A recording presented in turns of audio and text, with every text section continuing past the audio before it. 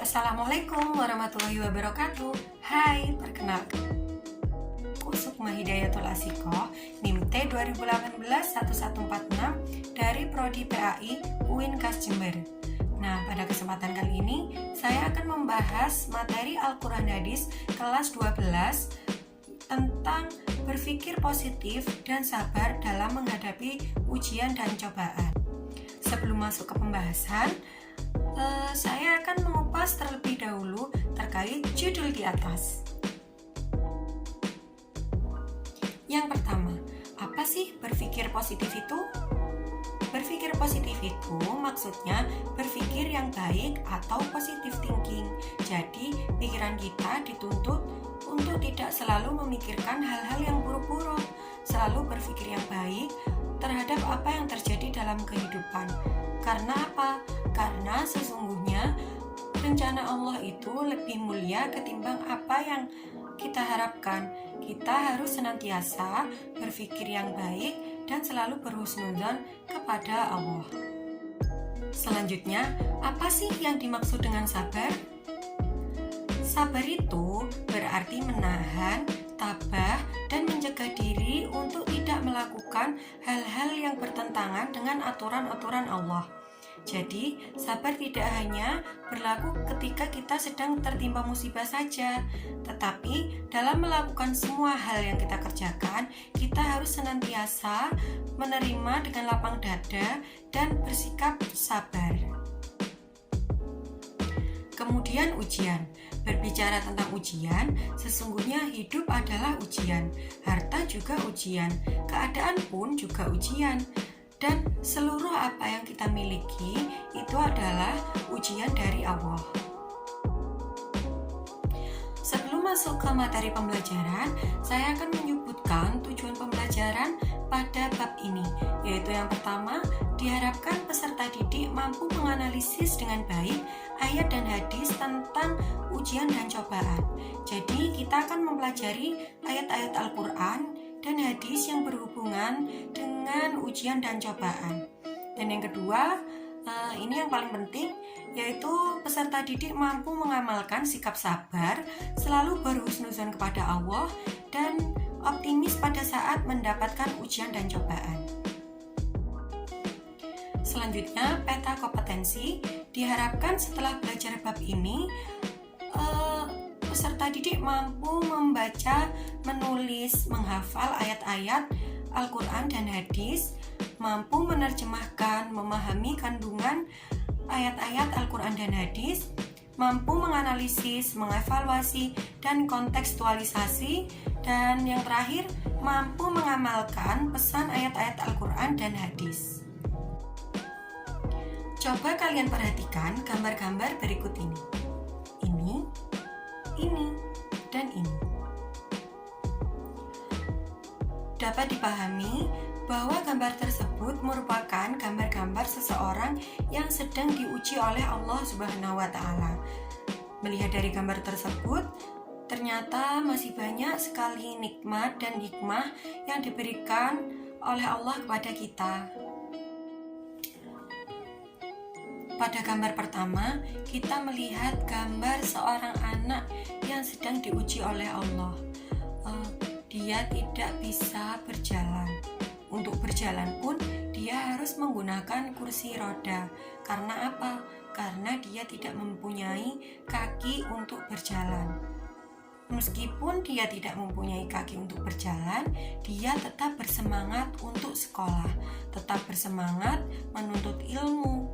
Jadi, kita harus selalu bersyukur karena kita masih diberikan kedua kaki yang bisa kita gunakan untuk berjalan kemanapun yang kita mau.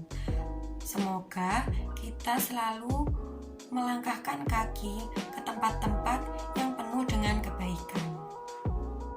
Selanjutnya, gambar kedua dapat kita lihat di salah satu sekolah yang halamannya tergenang banjir. Meskipun terjadi banjir, tetapi mereka tetap semangat berangkat ke sekolah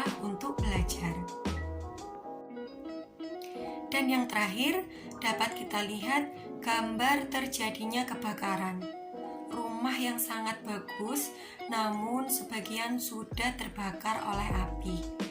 Dari melihat gambar-gambar tersebut, semoga kita selalu menjadi orang-orang yang selalu mensyukuri atas apa yang Allah berikan kepada kita.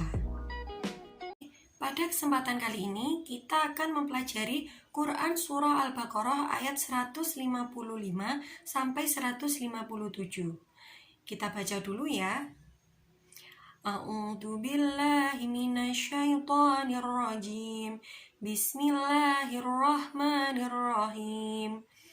Walanabluwannakum bisyai'im minal khawfi wal ju'i wa naqsin minal amwali wal anfusi wath thamarat wa basyiris sabirin alladzina idza asabathum musibah qalu inna lillahi wa inna ilaihi raji'un ulaika alaihim salawatum min rabbihim wa rahmah wa ulaika humul muhtadun. Yang artinya, dan kami akan menguji kamu dengan sedikit ketakutan, kelaparan, kekurangan harta, jiwa, dan buah-buahan, dan sampaikanlah kabar gembira kepada orang-orang yang sabar. Orang-orang yang apabila ditimpa musibah, mereka berkata, Inna lillahi wa inna ilaihi raji'un. Sesungguhnya kami milik Allah, dan kepadanya lah kami kembali. Mereka itulah yang memperoleh ampunan dan rahmat dari Tuhannya, dan mereka itulah orang-orang yang mendapat petunjuk. Jadi, Allah Subhanahu wa Ta'ala akan menguji kita dengan berbagai ketakutan, kelaparan, kekurangan harta, jiwa, dan buah-buahan. Buah-buahan yang dimaksud seperti bahan makanan. Dengan melalui ujian yang diberikan oleh Allah Subhanahu wa Ta'ala, kita akan menjadi umat yang kuat mentalnya, umat yang mempunyai keyakinan yang kokoh dan jiwa yang tabah. Dan Allah juga tidak akan menguji kita di luar batas kemampuan yang kita miliki. Selanjutnya, bentuk-bentuk ujian dan cobaan.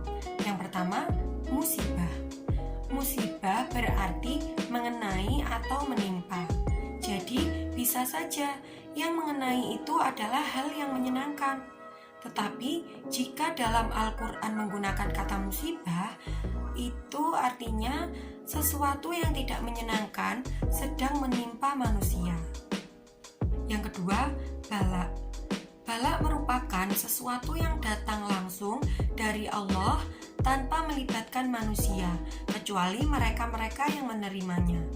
Allah menurunkan bala untuk menguji kualitas umat manusia. Dan yang terakhir, fitnah.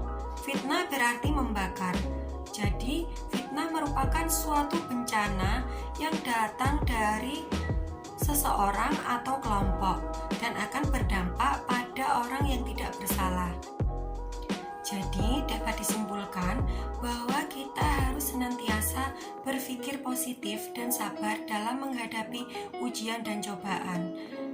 Karena apa? Karena ujian dan cobaan itu pasti ada, dan kita harus selalu bersyukur atas apa yang Allah telah berikan kepada kita. Mungkin cukup sekian dari saya, kurang lebihnya mohon maaf. Wassalamualaikum warahmatullahi wabarakatuh.